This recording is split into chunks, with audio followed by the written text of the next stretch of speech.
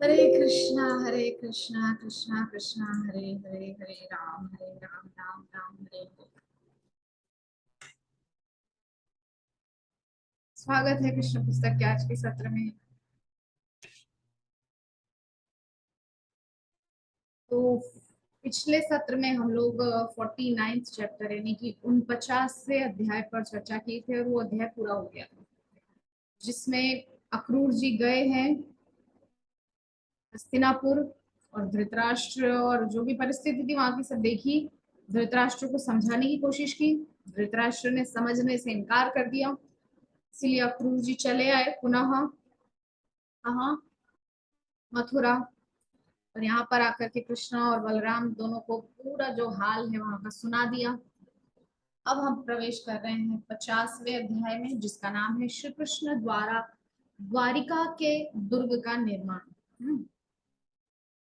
तो कंस की मृत्यु के पश्चात कंस की दोनों पत्नियां विधवा हो गई थी। कंस की दोनों पत्नियां जिनका नाम है अस्ति और प्राप्ति, तो ये दोनों विधवा हो गई। तो वैदिक सभ्यता के अनुसार स्त्री कभी भी स्वतंत्र नहीं रहती है। उसके जीवन के 3 चरण होते हैं। 3। पहला जिसमें वो अपने पिता के अधीन होकर रहती है, दूसरा जिसमें वो अपने पति के अधीन होकर रहती है, तीसरा जिसमें अपने पुत्र के अधीन होकर रहती है। ठीक है। तो बाल्यावस्था में स्त्री को अपने पिता के संरक्षण में रहना चाहिए, युवती स्त्री को अपने युवा पति के संरक्षण में रहना चाहिए, और पति की मृत्यु होने के पश्चात उसे या तो अपने वयस्क पुत्रों के संरक्षण में रहना चाहिए, अथवा वयस्क पुत्र न होने पर उसे अपने पिता के घर जाकर उसके संरक्षण में विधवा का जीवन व्यतीत करना चाहिए। देखिए पूरा वैदिक सभ्यता के अनुसार पूरा बता दिया गया है, कोई डाउट नहीं रहे, जिससे कि है ना कि पहले पिता के संरक्षण में, फिर पति के संरक्षण में, और फिर पुत्र के संरक्षण में रहना चाहिए। ठीक है। और अगर पुत्र नहीं हो, तो पुत्र खुद बहुत छोटा हो अभी, तो फिर पिताजी के घर जाकर वापस रहना चाहिए। हाँ, ऐसा प्रतीत होता है कि कंस के कोई वयस्क पुत्र नहीं थे, अतः विधवा होने पर उसकी पत्नियां अपने पिता के संरक्षण में चली गई। कंस की 2 रानियां थी, एक का नाम था अस्ति और दूसरी का प्राप्ति। वे दोनों ही बिहार प्रदेश उन दिनों में मगध राज के नाम से प्रसिद्ध के स्वामी राजा जरासंध की पुत्रियां थी। जरासंध की पुत्रियां थी दोनों, अस्ति और प्राप्ति कंस के ससुर जरासंध थे। घर पहुंचकर दोनों रानियों ने कंस की मृत्यु के उपरांत अपनी विषम स्थिति का विवरण अपने पिता को दिया। कंस के वध के कारण उनकी दयनीय दशा के विषय में सुनकर मगधराज जरासंध शोकाकुल हुआ। कंस की मृत्यु का समाचार प्राप्त होते ही जरासंध ने पृथ्वी को यदुवंशियों से रहित करने का निश्चय कर लिया। उसने निश्चय किया कि चूंकि श्री कृष्ण ने कंस का वध किया था, अतः समस्त यदुवंश का विनाश कर देना चाहिए। तो अब बदले की आग से भर गया जरासंध। उसने मेरी पुत्रियों को विधवा बनाया, अब मैं सारे यदुवंश को ही समाप्त कर दूंगा। उसने अपने अगणित सैन्य व्यूहों सहित मथुरा के राज्य पर आक्रमण करने के लिए विशाल स्तर पर प्रबंध करना प्रारंभ कर दिया। उसने प्लानिंग स्टार्ट कर दी। किस चीज की प्लानिंग? कि मथुरा पर हमला बोलेंगे, और छोटी मोटी सेना लेकर नहीं, बड़ी सेना लेकर, 23 अक्षौहिणी सेना। महाभारत के युद्ध में कौरवों की तरफ थी 11 अक्षौहिणी, पांडवों की तरफ थी 7 अक्षौहिणी। दोनों सेनाएं मिलाकर के 64 करोड़ हो गए थे। तो अब आप कल्पना भी नहीं कर सकते कि 23 अक्षौहिणी सेना, जो कि महाभारत में भी नहीं लड़ी, उससे भी ज्यादा 23 अक्षौहिणी सेना लेकर के अकेला मगध नरेश जरासंध एक बार नहीं 17 बार उसने मथुरा पे चढ़ाई की। 17 बार उसने मथुरा पे हमला किया, 23 अक्षौहिणी सेना लेकर। हर बार हार के चला जाता था और फिर बड़ी बड़ी सेना इकट्ठी करके लाता था, बहुत सारी सेना। हाँ, और क्या करता था, सेना इकट्ठी करके लाता था और फिर हार के चला जाता था, फिर सेना इकट्ठी करके। तो असल में इसके पीछे भगवान ने सोचा कि देखिए, जब घर बैठे हमारा काम हो रहा है तो क्यों हमको बाहर भटकने जाना है, धूप में, गर्मी में, बारिश में, ठंड में। तब ये लेकर के तो आ रहा है ना सारी, मतलब जितनी भी, क्या कहना चाहिए, भगवान जो कह रहे हैं भगवत गीता में कि क्या है श्लोक, धर्म संस्थापनार्थाय संभवामि युगे यदा यदा ही धर्मस्य ग्लानिर्भवति भारत। मतलब जब जब धर्म की हानि होती है और अधर्म में इजाफा होता है, बढ़ोतरी होती है, तो भगवान आते हैं। तो इसीलिए वहां पर भगवान किस काम से आए हैं, अधर्म का विनाश करने के लिए। तो भगवान ने सोचा कि जब मैं नहीं जाऊं मारने के लिए तो भी तो मेरा काम हो जा रहा है ना, जरासंध लेकर आ रहा है सारी सेना और सब अधर्मी जितने भी हैं दुनिया भर में, जितने भी मतलब अधर्मी राजा हैं, जो दुष्ट प्रवृत्ति के हैं, जो पृथ्वी का भार बढ़ा रहे हैं, ऐसे लोगों को जब वो घर बैठे लेकर आ रहा है तो क्यों मुझे बाहर भटकने जाना है। आता है, 17 बार ले लेकर आया है अपने साथ ढेरों सैनिक, सब मर गए, सारे शाही राजा जो आए थे सब चले गए।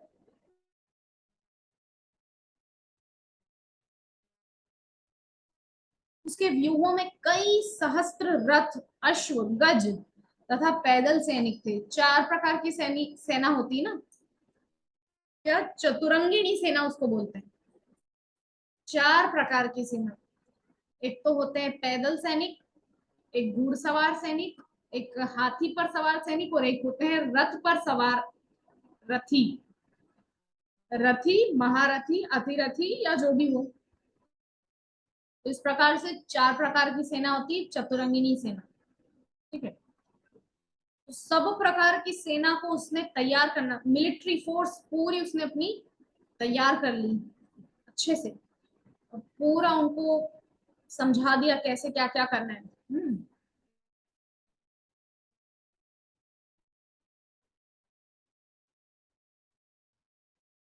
कंस की मृत्यु का प्रतिकार करने के लिए जरासंध ने इस प्रकार की 13 अक्षौहिणी सेना एकत्र की और अपनी समस्त सैन्य शक्ति सहित उसने यदु राजाओं की राजधानी मथुरा को चारों ओर से घेर कर उस पर आक्रमण कर दिया।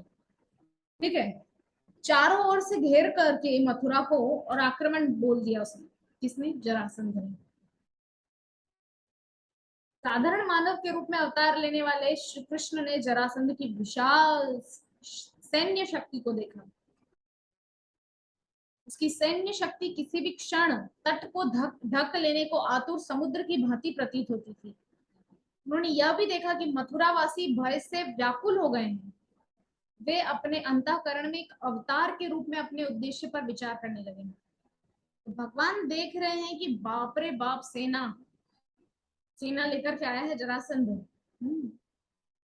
और ऐसे उसने घेर लिया मथुरा को जैसे कि समुद्र का किनारा, लहरें आती ना।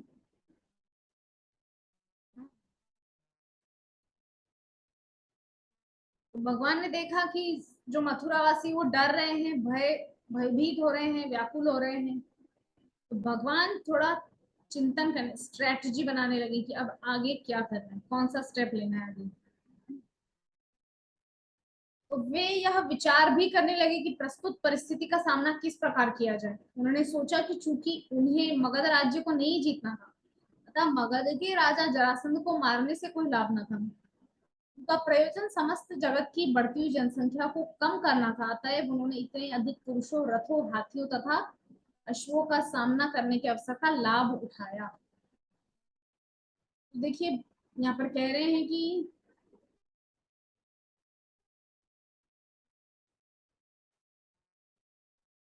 इसके विषय में चर्चा हो रही। हाँ, जरासंध।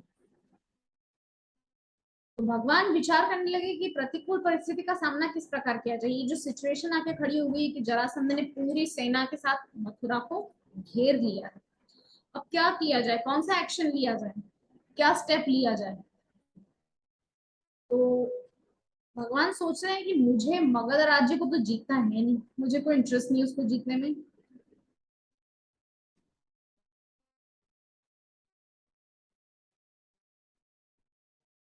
अतः मगध के राजा जरासंध को मारने से कोई लाभ न था। भगवान ने सोचा कि मुझे जरासंध का राज्य चाहिए नहीं, मगध नरेश मुझे बनना नहीं है, तो मैं क्यों इसको मारूं, छोड़ दिया भगवान ने।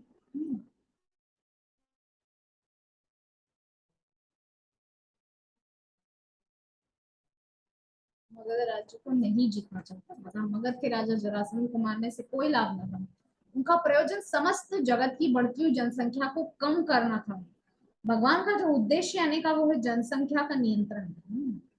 अतएव उन्होंने इतने अधिक पुरुषों, रथों, हाथियों तथा अश्वों का सामना करने के अवसर का लाभ उठाया। जरासंध की सैन्य शक्ति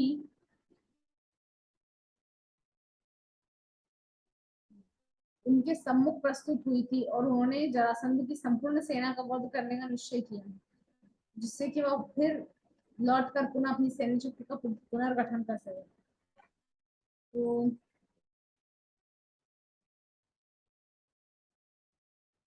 जरासंध की जो संपूर्ण सेना है, सारी जितनी भी सेना, सबने निर्णय कर लिया कि अब हम बालकृष्ण को अब हम कृष्ण को नहीं छोड़ेंगे। और वो लोग जो हैं वो फिर से अपनी जो है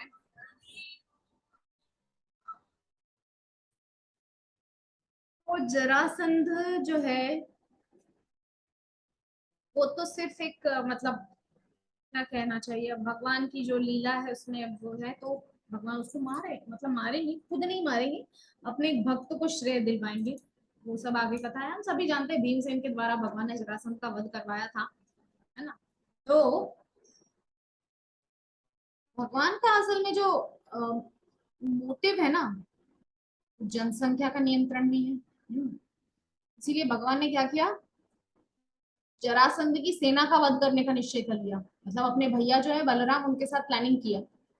भी आएगा वर्णन आगे कि कैसे बलराम जी को भगवान प्रेज कर रहे हैं, उनको उनकी ग्लोरिफिकेशन करके उनको मोटिवेट कर रहे हैं।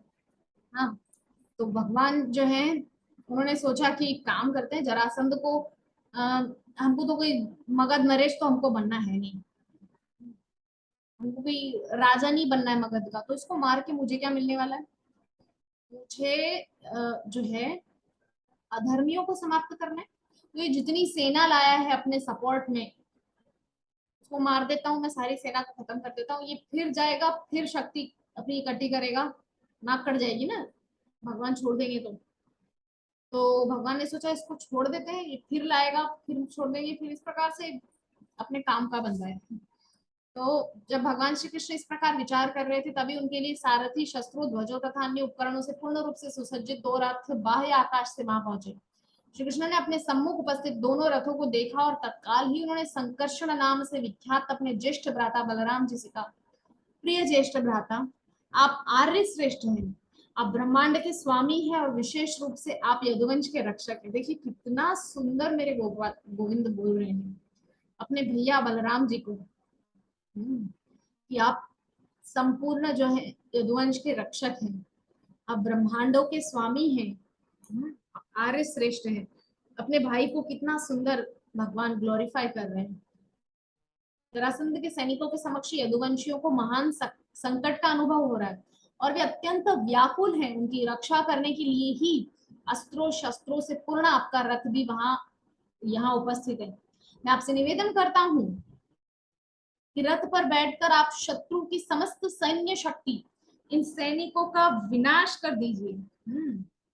इस प्रकार की अनावश्यक युद्ध तत्पर शक्तियों का नाश करने तथा पुण्यात्मा भक्तों को सुरक्षा देने के लिए हम दोनों ने इस पृथ्वी पर अवतार लिया है। भगवान जो है अपने अवतार का जो उद्देश्य है, जो असली मकसद है, वो बलराम जी को याद दिला रहे हैं, बलराम जी को मोटिवेट कर रहे हैं। अब हमें अपना ध्येय पूर्ण करने का अवसर प्राप्त हुआ है, आइए हम अपने ध्येय को पूरा करें। इस प्रकार दशार्ह के वंशज श्री कृष्ण तथा बलराम जी ने जरासंध की 13 अक्षौहिणी सेना का नाश करने का निश्चय किया। सैनिक वेश पहनकर कृष्ण और बलराम अपने अपने रथों पर सवार हो गए। भगवान श्री कृष्ण उस रथ पर सवार हुए जिस रथ के सारथी दारुक थे। उस रथ पर विराजमान होकर वे शंख ध्वनि करते हुए छोटी सी सेना सहित मथुरा नगर के बाहर आए। भगवान श्री कृष्ण सुंदर स्वरूप और सैनिक वेश धारण कर लिए।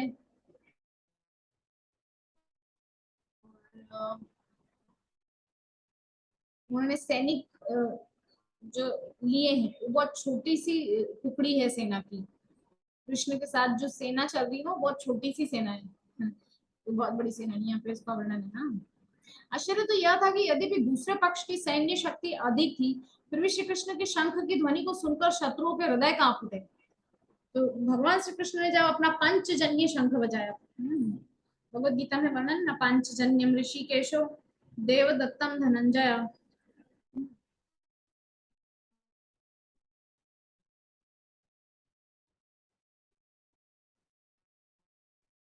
भगवान श्री कृष्ण ने पांचजन्य शंख बजाया तो शंख की आवाज सुन के जो सेना थी सामने वाली जरासंध की, उसके जो सैनिक थे उनके ऐसे ही कपड़े गीले हो गए शंख की आवाज से। इतनी भयंकर आवाज श्री कृष्ण के शंख की सुनी और कोई खड़ा खड़ा ही गिर पड़ा। तो ऐसी अवस्था थी भगवान के उस शंख के शब्द को सुनकर के। ठीक है,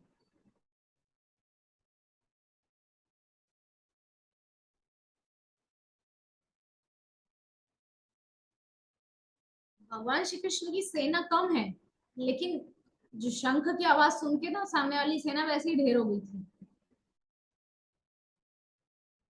तो जरासंध ने बलराम जी तथा श्री कृष्ण को देखा, तब उसे किंचित दया आ गई क्योंकि श्री कृष्ण तथा बलराम दोनों का ही उससे दौहित्र नाती का संबंध है। उसने विशेष रूप से श्री कृष्ण को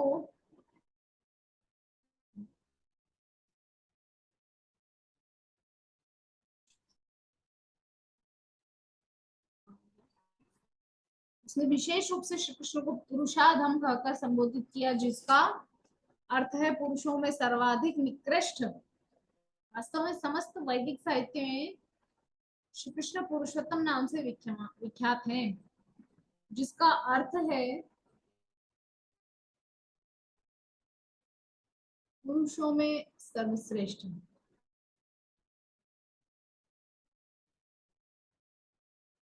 श्री कृष्ण को पुरुषोत्तम नाम से संबोधित करने की जरासंध की कोई इच्छा नहीं थी। महान विद्वानों ने पुरुषाधम को नीचा दिखा दे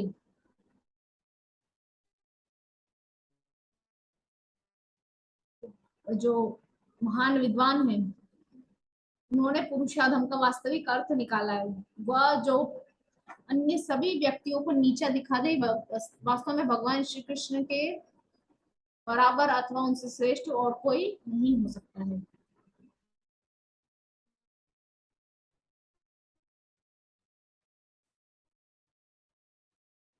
तो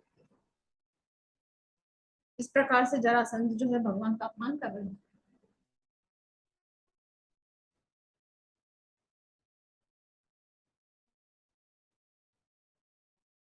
जरासंध ने कहा श्री कृष्ण और बलराम जैसे बालकों से युद्ध करना मेरे लिए एक महान अपमान है। देखिए अभी उसको मान अपमान की पड़ रही है हाँ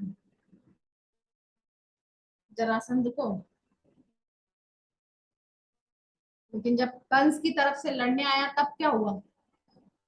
अगर ये सोचता कि ठीक है कंस को जो मिला वो उसके कर्मों का दंड है, मुझे क्या लेना देना, मैं अपना भक्ति करूं। लेकिन उसने ऐसा नहीं किया, बहुत ज्यादा मोह अपनी बेटियों में है जिसके कारण दामाद को ढूंढने में लग गया सब।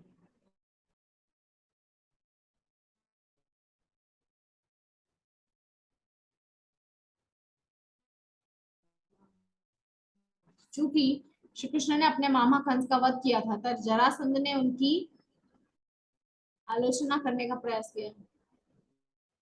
आसुरी व्यवहार की यही रीति, असुर अपने आप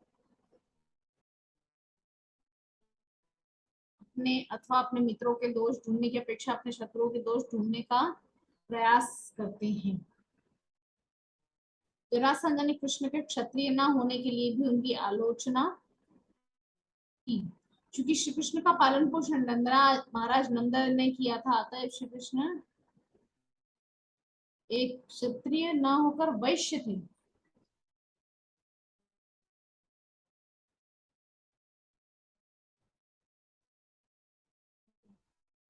तो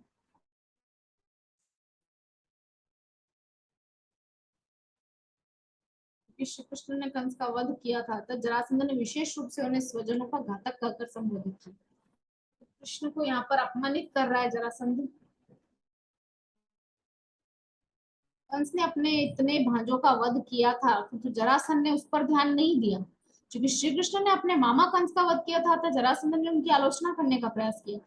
कंस ने जब इतने भाइयों को मारा श्री कृष्ण के, उनके माता पिता को जेल में रखा, तब जरासंध को बुरा नहीं लगा। अभी कंस की मृत्यु होने से जरासंध को बहुत बुरा लग रहा है कि ऐसा क्यों किया।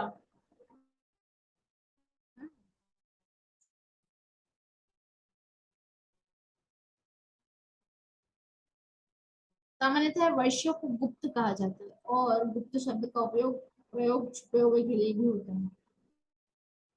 नंद महाराज ने श्री कृष्ण का पालन भी किया था और उन्हें छिपा कर भी रखा था।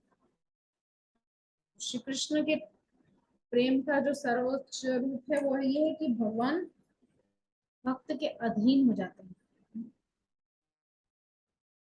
जरासंध ने श्री कृष्ण पर 3 दोषारोपण किए।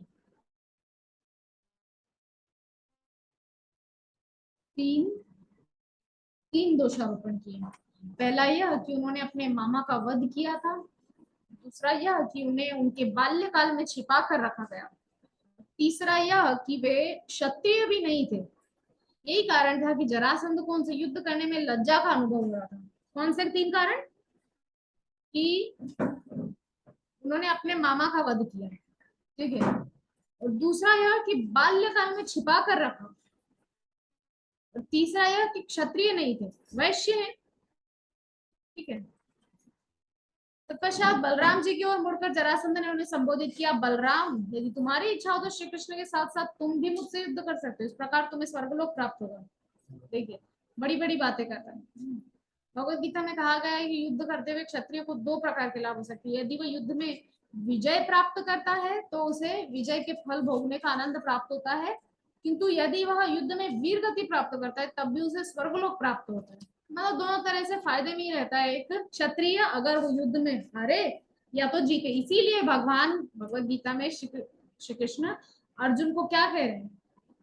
युद्ध करो, तुम युद्ध हार भी जाओगे तो भी वीर गति को प्राप्त हो, जब हो जाओगे ना तो तुमको स्वर्ग का जो है स्थान मिलेगा।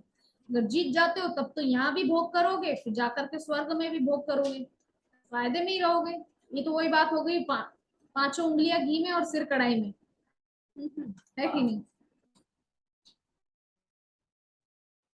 तो जरासंध को इस प्रकार कहते सुनकर श्री कृष्ण ने उत्तर दिया, प्रिय राजन जरासंध, जो शूरवीर होते हैं वे अधिक बातें नहीं करते, ठीक है। कृष्ण बोल रहे हैं कि जो शूरवीर होते हैं वो बातें नहीं करते, काम ज्यादा करते हैं, ठीक है। उसके स्थान पर वे अपना कौशल प्रदर्शित करते हैं। चूंकि तुम अत्यधिक बातें कर रहे हो, इससे प्रतीत होता है कि तुम्हें विश्वास है कि इस युद्ध में तुम्हारी मृत्यु होगी। हमें तुम्हारी और अधिक बातें नहीं सुननी, क्योंकि जिसकी मृत्यु होने वाली हो अथवा जो अत्यंत दुखी हो, उस व्यक्ति की बातें सुनने से कोई लाभ नहीं, ठीक है। तो भगवान यहाँ पर सीधे सीधे शब्दों में जरासंध का अपमान कर रहे हैं। उसको बता रहे हैं कि तुमसे बात करने का हमारा कोई मन नहीं, क्योंकि तुम्हारी तो मृत्यु होने वाली है ना थोड़े समय में। जरासंध ने श्री कृष्ण से युद्ध करने के निमित्त उनको चारों ओर से विशाल सैन्य शक्ति द्वारा घेर लिया। जैसे सूर्य कोहरे और धूल से ढका हुआ प्रतीत होता है, उसी भांति परम सूर्य श्री कृष्ण को भी जरासंध की सैन्य शक्ति ने ढक लिया था। श्री कृष्ण तथा बलराम जी के रथ भी जरासंध की सैन्य शक्ति से ने ढक लिया था। मतलब पूरी तरह से घेर के खड़ा था जरासंध सब कुछ। श्री कृष्ण तथा बलराम जी के रथ क्रमशः गरुड़ तथा ताल वृक्षों के चित्रों से अंकित थे। मथुरा की सभी नारियां इस अद्भुत युद्ध को देखने के लिए घरों, महलों तथा द्वारों के ऊपर खड़ी थी। किंतु जब जरासंध की सैन्य शक्ति ने श्री कृष्ण के रथ को घेर लिया और वह अदृश्य हो गया, तब इतनी भयभीत हो गई कि कुछ नारियां मूर्छित हो गई। श्री कृष्ण ने स्वयं को जरासंध की सैन्य शक्ति से अभिभूत हुआ पाया। उनके मुट्ठी भर सैनिकों को जरासंध की सेना व्याकुल कर रही थी। अतएव श्री कृष्ण ने तत्काल ही शारंग नामक अपना धनुष उठा लिया। भगवान का एक नाम है सारंग धनवा। तो श्री कृष्ण ने अपने तरकश में से एक के बाद एक बाण निकाले और इस प्रकार से वहां पे युद्ध होने लगा। इधर से बाण चल रहा है, इधर से वो चल रहा है, इधर से भाले चल रहे हैं, त्रिशूल तलवार जो भी है सब चल रहा है। जरासंध के हाथी, अश्व और पैदल सैनिक अति शीघ्र मारे गए। श्री कृष्ण जो है वो अनवरत बाणों की वर्षा कर रहे थे। ऐसा लग रहा था कि कोई आग का बवंडर होता है ना, गोल गोल, उसमें फंस गया हो। जरासंध की सेना का वध कर रहा था। जब श्री कृष्ण ने बाण छोड़े तो हाथियों के सिर बाणों से कट गए और सभी हाथी धीरे धीरे गिरने लगे। उसी प्रकार सभी अश्वों की गर्दन कटने लगी और वे गिर पड़े और ध्वज सहित सारे रथ भी गिर गए। रथ पर सवार योद्धा तथा सारथी भी गिर गए। लगभग सभी पैदल सैनिकों के सिर, हाथ और पैर कट गए थे और वे युद्ध भूमि में गिर गए थे। इसी भांति कई सहस्त्र हाथी, सैनिक तथा घोड़े मारे गए और उनका रक्त नदी की धारा के समान प्रवाहित होने लगा। देखिए यहाँ पर बता रहे हैं कि भगवान ने जब जरासंध की सेना को मारना शुरू किया तो क्या हाथी पे सवार, क्या घोड़े पे सवार, क्या पैदल, क्या रथी, महारथी, अतिरथी, सब के सिर धड़ से अलग होने लग गए। उस नदी में सैनिकों की कटी हुई भुजाएं सर्प के समान प्रतीत होती थी। उनके सिर कछुओं के समान तथा हाथियों के मृत शरीर छोटे छोटे द्वीपों के समान प्रतीत होते थे। मृत अश्व शार्क मछलियों के समान प्रतीत होते थे। भगवान की इच्छा से वहां युद्ध सामग्रियों से पूर्ण रक्त की एक महान नदी बह रही थी। पैदल सैनिकों के हाथ पैर विभिन्न मछलियों के समान और केश समुद्री खरपतवार और दलदल के समान तैर रहे थे। तो इस प्रकार से वहां पे वर्णन किया जा रहा है कि कैसे धारा प्रवाह, रक्त बहने लगा और उस नदी में जो धारा बह रही थी उसमें हाथ कट करके गिरने लगे, पांव, चेहरा, मतलब एवरीथिंग जो कुछ भी।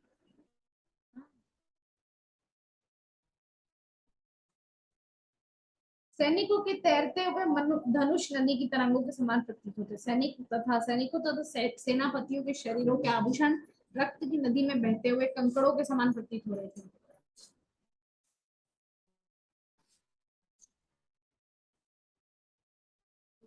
अध्याय बड़ा है लेकिन हम थोड़ा, संकर्षण के नाम से प्रसिद्ध बलराम जी अपनी गदा से इतनी वीरता से युद्ध करने लगे कि श्री कृष्ण द्वारा निर्मित रक्त की नदी में बाढ़ आ गई।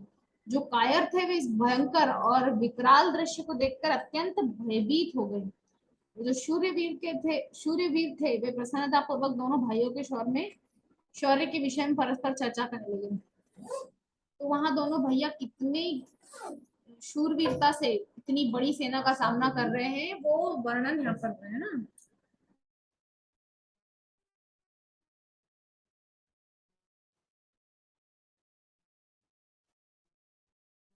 तथापि बलराम जी तथा भगवान श्री कृष्ण के युद्ध ने पूरी स्थिति को सामान्य युद्ध से कहीं बढ़कर एक भयंकर दृश्य में परिवर्तित कर दिया था।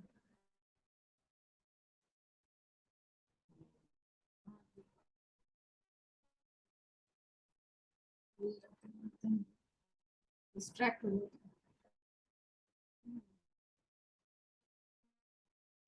तो बलराम जी ने जाकर के जो है युद्ध का एकदम दृश्य बदल दिया।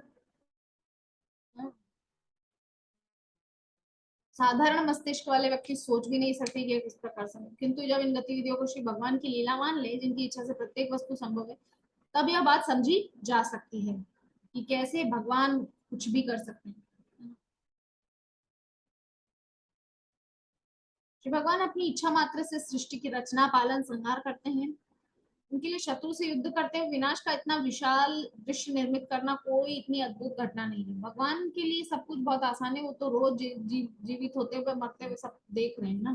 फिर भी चूंकि श्री कृष्ण तथा बलराम जी जरासंध से साधारण मानवों की भांति युद्ध कर रहे थे, अतः यह घटना अद्भुत प्रतीत हुई। तो आगे का जो है पैराग्राफ, वहां से हम कल स्टार्ट करेंगे। फिर से जय बड़ा है, अभी चलेगा।